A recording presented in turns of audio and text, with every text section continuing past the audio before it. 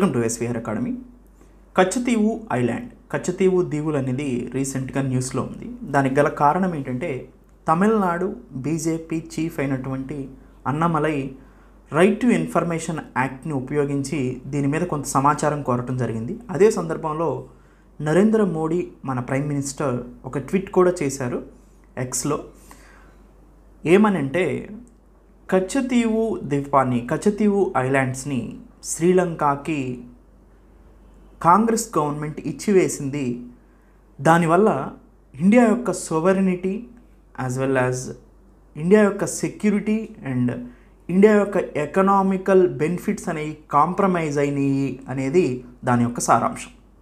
అంటే కాంగ్రెస్ గవర్నమెంట్ చేసిన తప్పుల వల్ల భారతదేశం యొక్క ఇంటిగ్రిటీ అనేది దెబ్బతీయబడింది.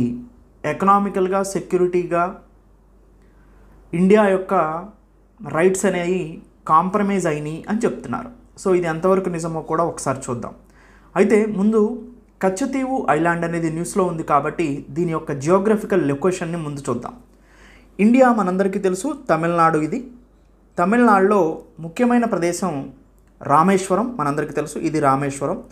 రామేశ్వరం నుంచి 14 కిలోమీటర్ల దూరంలో నార్త్ ఈస్ట్ అంటే సపోజ్ రామేశ్వరాన్ని మనం ఇక్కడ తీసుకున్నట్లయితే ఇది నార్త్, ఇది ఈస్ట్, ఇటువైపుగా అంటే ఇక్కడ ఉంది 14 కిలోమీటర్ల 14 నాటికల్ మైల్స్ దూరంలో. అక్కడ మనకి నాటికల్ మైల్స్లో చెప్తాం కాబట్టి ఓషన్స్లో ఇక్కడ 14 నాటికల్ మైల్స్ దూరంలో మనకి కచ్చతీవు ఉంది. జాఫ్నా నుంచి సౌత్ వెస్ట్గా, అంటే ఇది జాఫ్నాగా తీసుకుంటే దీనికి సౌత్ వెస్ట్గా, జాఫ్నా ఇది తీసుకున్నారనుకోండి, ఇది సౌత్, ఇది వెస్ట్, అంటే సౌత్ వెస్ట్. ఇది జాఫ్నా నుంచి ఇటువైపు చూడండి, ఇది జాఫ్నా నుంచి ఇటువైపు అండ్ రామేశ్వరం నుంచి నార్త్ ఈస్ట్ ఈశాన్యంగా. సో జాఫ్నా నుంచి సౌత్ వెస్ట్ ఇలా మనకి కచ్చతీవు ఐలాండ్ అనేది ఉందండి. ఈ కచ్చతీవు ద్వీపం అనేది ఇక్కడ ఉంది. ఎక్కడుంది అంటే పాక్ స్ట్రైట్లో ఉంది. పాక్ అంటే పాకిస్తాన్తో ఎలాంటి సంబంధం లేదండి. ఇంతకుముందు తమిళనాడు మద్రాస్ ప్రెసిడెన్సీలో ఉన్నటువంటి ఒక అధికారి పేరు పాక్ అనమాట. అతని పేరు మీదుగా దీనికి ఈ జలసంధిని పాక్ స్ట్రైట్ అనే పేరు వచ్చింది. పాక్ జలసంధి అనే పేరు వచ్చిందనమాట. అంటే రామేశ్వరం నుంచి 14 నాటికల్ మైల్స్ దూరంలో నార్త్ ఈస్ట్గా, జాఫ్నా నుంచి సౌత్ వెస్ట్ భాగంగా సో ఈ కచ్చతీవు ఐలాండ్ ఉంది. అంటే రామేశ్వరానికి చాలా దగ్గరగా ఉందండి.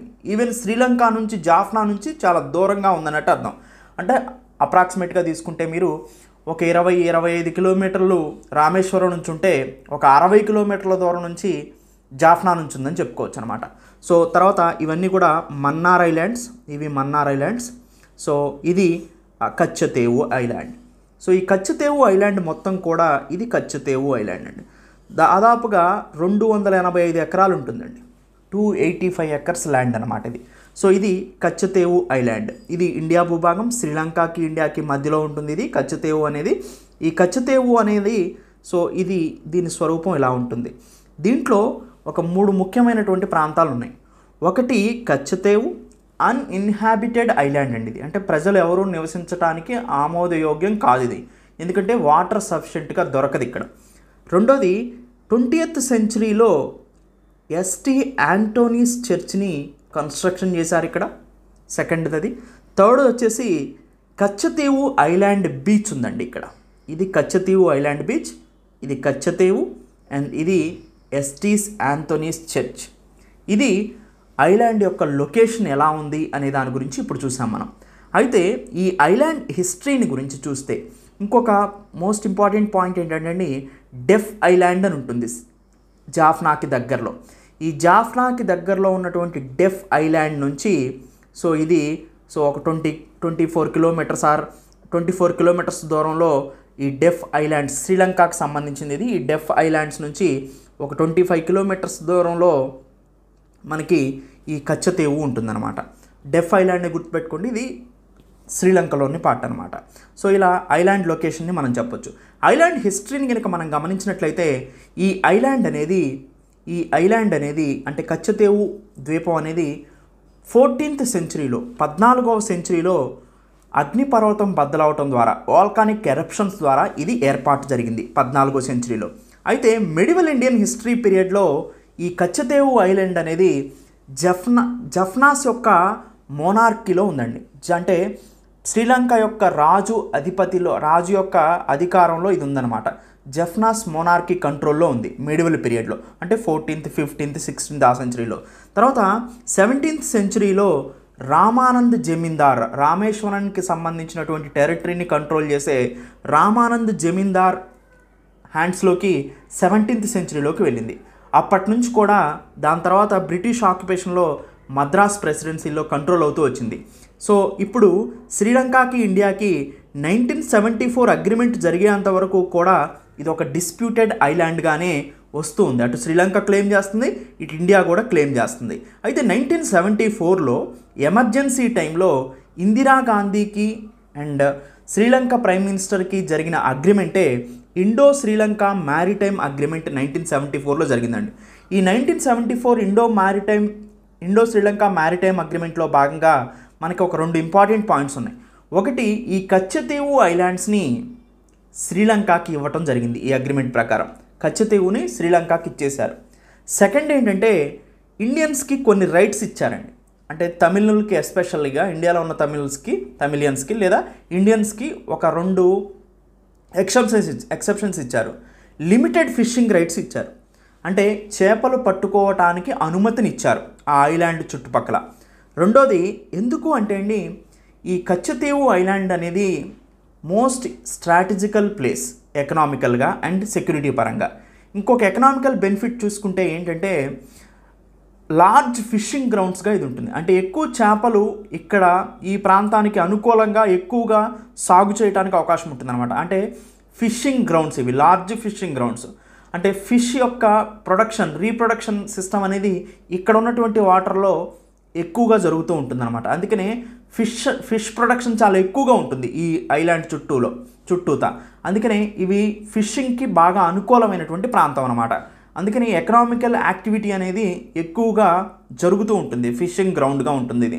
సో అందుకని ఫిషింగ్ రైట్స్ని ఇండియాకి ఇవ్వడం జరిగింది అండ్ ఇండియన్ ఫిషర్మ్యాన్స్ని ఎలో చేయడం జరిగింది కచ్చతీవు ఐలాండ్ చుట్టూ. దాంతోపాటుగా చర్చ్ ఉంది కదా, 20th సెంచరీలో కన్స్ట్రక్షన్ చేసినటువంటి క్యాథలిక్ చర్చ్ ఏదైతే ఉందో దీన్ని మార్చ్ ఆ ప్రాంతాల్లో ఓపెన్ చేస్తూ ఉంటారు. ఆ ప్రాంతాల్లో ఈ చర్చిలోకి వీసా లేకోకుండానే ఎంట్రీ ఉండింది ఇండియన్స్కి అనేది సెకండ్ పాయింట్. ఈ 2 ఎక్సెప్షన్స్ ఇచ్చారు. అయితే 1976లో ఇంకొక అగ్రిమెంట్ జరిగిందండి.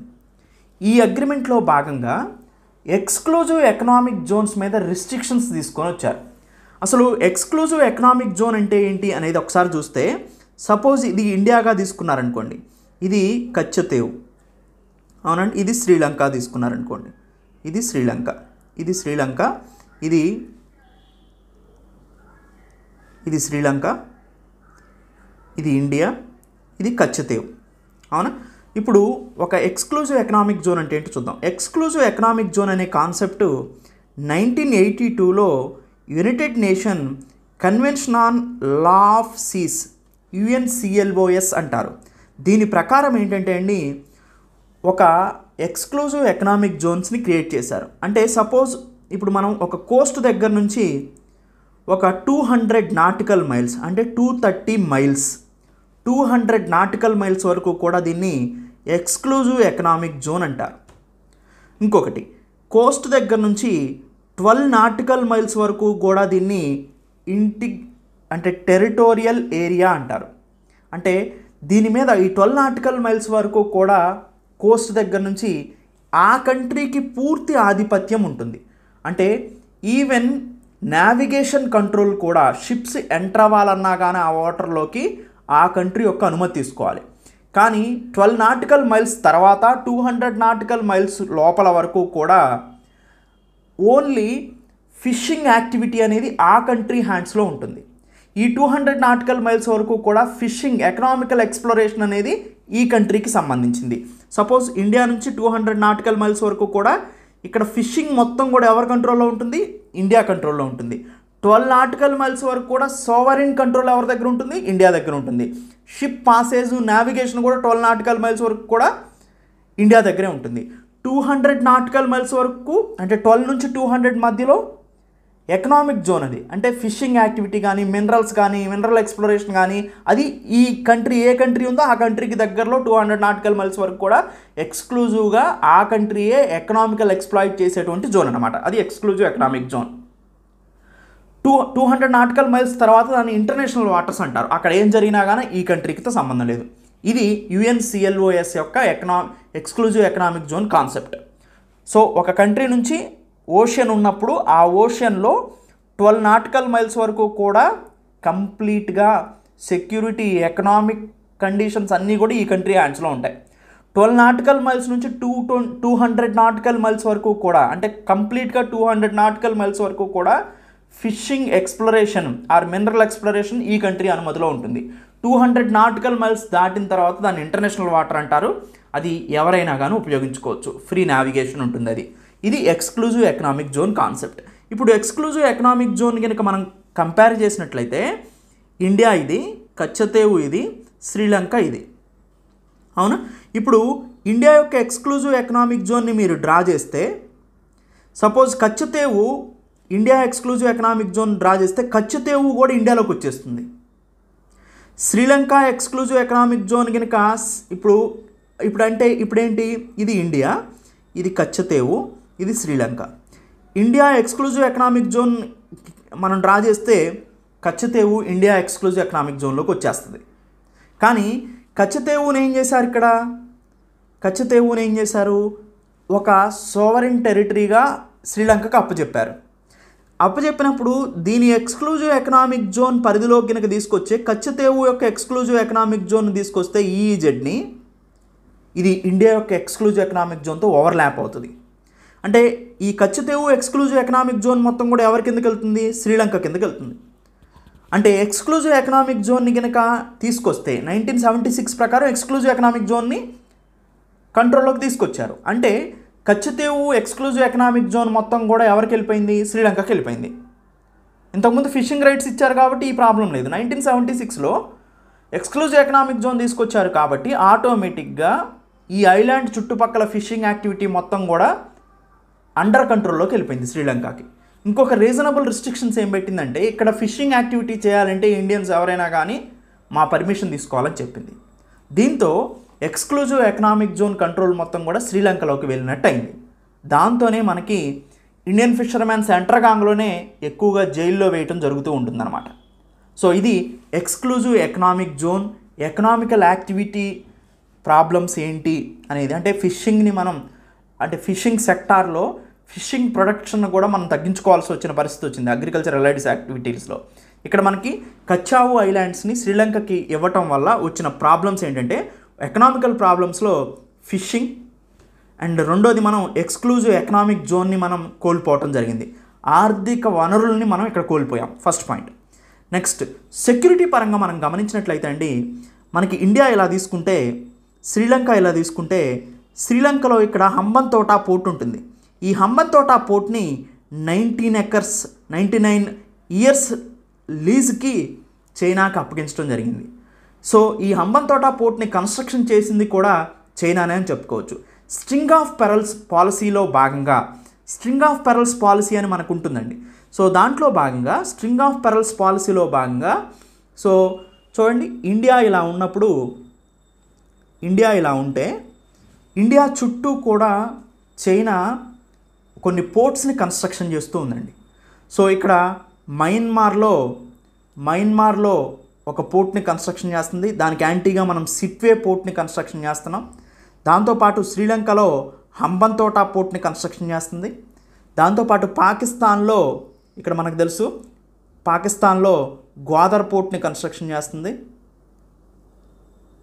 సో ఇట్లా ఇండియా చుట్టూ స్ట్రింగ్ ఆఫ్ పెరల్స్ పాలసీలో భాగంగా ఇండియా చుట్టూ పోర్ట్లను కన్స్ట్రక్షన్ చేస్తుంది. అలా పోర్ట్లు కన్స్ట్రక్షన్ చేస్తే చైనా యొక్క నేవీ ఇక్కడ ఉండటానికి, సబ్మెరైన్స్ కానీ షిప్స్ కానీ ఇక్కడ డాక్ చేసుకోవడానికి అవకాశం ఏర్పడుతుంది. దాంతో ఇండియాకి వార్ సిచ్యువేషన్ వచ్చినప్పుడు ఇండియాని ఇటువైపు పాకిస్తాన్ నుంచి, ఇటువైపు ఎల్ఓసి ఎల్ఏసి రెండు ప్రాంతాల నుంచి, ఇటువైపు చైనా నుంచి, ఇటువైపు మయన్మార్ నుంచి, ఇటువైపు శ్రీలంక నుంచి ఇండియాని అటాక్ చేయడానికి ఎక్కువ అవకాశాలు ఉన్నాయి. దీంతో మన చుట్టూ కూడా వార్ లైక్ సిచ్యువేషన్ వచ్చినప్పుడు కాంప్లెక్స్ సిచ్యువేషన్ రావడానికి అవకాశం ఉంటుంది. మన నేవీ కానీ ఆర్మీ కానీ మొబిలైజేషన్ చాలా హార్డ్గా ఉంటుంది. చాలా కాంప్లెక్స్ సిచ్యువేషన్స్ని, సెక్యూరిటీ సిచ్యువేషన్స్ ఇది కలగజేస్తుంది. ఇప్పుడు ఇండియా, కచ్చతేవు, శ్రీలంక ఆల్రెడీ హంబంతోట పోర్ట్ అనేది చైనా హ్యాండ్స్లోకి వెళ్ళిపోయింది. రేపు కచ్చతేవు ఐలాండ్స్ని కూడా చైనా రాసివ్వదు అనే గ్యారంటీ లేదు. శ్రీలంక రాసివ్వదు చైనాకు అనే గ్యారంటీ లేదు. శ్రీలంక చైనా యొక్క one belt one road policy, belt and road ఇనిషియేటివ్లో భాగంగా ఈ హంబంతోట పోర్ట్ని క్రియేట్ చేయడంతో హ్యూజ్ డెట్లోకి వెళ్ళిపోయింది. బెల్ట్ అండ్ రోడ్ ఇనిషియేటివ్తో చైనా అనేది అన్ని కంట్రీస్ని కూడా హ్యూజ్ లాసెస్లోకి తీసుకొచ్చింది. ఆ కంట్రీని ఎకనామికల్గా ఎక్స్ప్లాయిట్ చేసి ఆ కంట్రీని తన గ్రిప్లో పెట్టుకోవడానికి చేసే ప్రాజెక్టే బెల్ట్ అండ్ రోడ్ ఇనిషియేటివ్గా చెప్పుకోవచ్చు. అసలు రోడ్లు, రైల్వేలు అండ్ ఫోర్ట్స్ని మేము కన్స్ట్రక్షన్ చేస్తాం అనే ఉద్దేశంతో ఇన్ఫ్రాస్ట్రక్చర్ ప్రాజెక్ట్ ఇది సిల్క్ రోడ్ని రివైవ్ చేస్తూ అనే చెప్తున్నప్పటికీ కూడా దీంట్లో వెనకున్న పాయింట్ ఏంటి అని మనం గమనించినట్లయితే అన్ని కంట్రీస్ని కూడా ఇన్ఫ్రాస్ట్రక్చర్ అనే ప్రాజెక్ట్స్తో డెట్ ట్రాప్లోకి తీసుకొస్తుందని చెప్పుకోవచ్చు. అలానే హంబంతోట పోర్ట్ని కన్స్ట్రక్షన్ చేసి శ్రీలంక నుంచి 99 years లీజ్గా తీసుకొని డెట్ ట్రాప్లోకి శ్రీలంకను కూడా నెట్టివేయడంతో శ్రీలంకలో ఉన్నటువంటి టెరిటరీ కూడా కాంప్రమైజ్ అవడానికి అవకాశం ఉంటుంది చైనా హ్యాండ్స్లో. అయితే ఇది ఒక స్ట్రాటజిక్ లొకేషన్ అని మనందరికీ తెలుసు. మేజర్ షిప్పింగ్ పాసింగ్ రూట్ కూడా ఇండియన్ ఓషన్లో ఉన్న కంట్రీస్ అన్నింటినీ కూడా గ్రిప్లోకి తెచ్చుకోవడానికి చైనా ప్రయత్నం చేస్తుంది. ఎందుకంటే స్ట్రైట్ ఆఫ్ మలక్కా చూసాం, ఇక్కడ మనకి అండమాన్ అండ్ నికోబార్ ఐలాండ్స్ ఉంటాయి, ఇక్కడ ఇండోనేషియా ఉంటుంది, ఇక్కడ స్ట్రైట్ ఆఫ్ మలక్కా ఉంటుంది. ఈ స్ట్రైట్ ఆఫ్ మలక్కా నుంచే దాదాపుగా 40% చైనాకి సంబంధించిన 60% ట్రేడ్ జరుగుతుంది. ఓవరాల్గా వరల్డ్లో 40% ట్రేడ్ ఇక్కడ జరుగుతుంది. చైనా నుంచి వెస్ట్రన్ కంట్రీస్కి ఏ షిప్ వెళ్ళాలన్నా షిప్పింగ్ పాస్ ఇక్కడ నుంచే అనమాట మలక్కా స్ట్రైట్. మనకు అండమాన్ నికోబార్ ఐలాండ్లో స్ట్రాటజికల్ లొకేషన్లో మనం ఉండబట్టి ఈ స్ట్రైట్ ఆఫ్ మలక్కాని కంట్రోల్ చేయడానికి మనకి ఎక్కువగా అవకాశాలు ఉన్నాయి. అయినప్పటికీ ఈ ఇండియన్ ఓషన్ని కంట్రోల్ తెచ్చుకోవడం కోసం మనందరికీ తెలుసు సౌత్ చైనా సీలో కూడా చైనా కంట్రోల్లో తెచ్చుకుంటుంది, అలానే ఇండియన్ ఓషన్లో కూడా తన చైనా కంట్రోల్లో తెచ్చుకుంటుంది. ఇలా తెచ్చుకోవటం వల్ల నావిగేషన్ రూట్స్ని తన కంట్రోల్లో తెచ్చుకొని వరల్డ్ ఆర్డర్ని ఇండో పసిఫిక్ రీజన్తో కూడా మనం ముందుకు వచ్చాం క్వాడ్ కంట్రీస్తో. అయినప్పటికీ కూడా చైనా ఇండియన్ ఓషన్ మొత్తాన్ని కూడా తన హ్యాండ్స్లో పెట్టుకోవడానికి ట్రై చేస్తుందని వీటి వల్ల మనకు అర్థమవుతుంది. ఇది సెక్యూరిటీ థ్రెట్గా కూడా మనం చెప్పొచ్చు. మొత్తానికి కచ్చతీవు అనేది ఇండియాకి ఒకటి సెక్యూరిటీ థ్రెట్గా ఉండింది, దాంతోపాటు ఎకనామికల్ థ్రెట్గా కనిపిస్తూ ఉంటుంది. ఫిషింగ్ రైట్స్ని కోల్పోయాం. ఎక్స్క్లూజివ్ ఎకనామిక్ జెడ్ అనేది అంటే ఎక్స్క్లూజివ్ ఎకనామిక్ జోన్ అనేది మెర్జ్ అయిపోయింది శ్రీలంకది, ఇండియాది. దాంతోపాటు సెక్యూరిటీ కాంప్రమైజ్ కూడా అవుతున్నాం. ఇవన్నీ కూడా మోస్ట్ ఇంపార్టెంట్ పాయింట్స్ అనమాట. అందుకనే ఇది ఒక స్ట్రాటజిక్ లొకేషన్గా ప్రైమ్ మినిస్టర్ నరేంద్ర మోడీ వర్ణించడం జరిగింది. ఇది Katchatheevu island issue. Thank you. Have a nice day.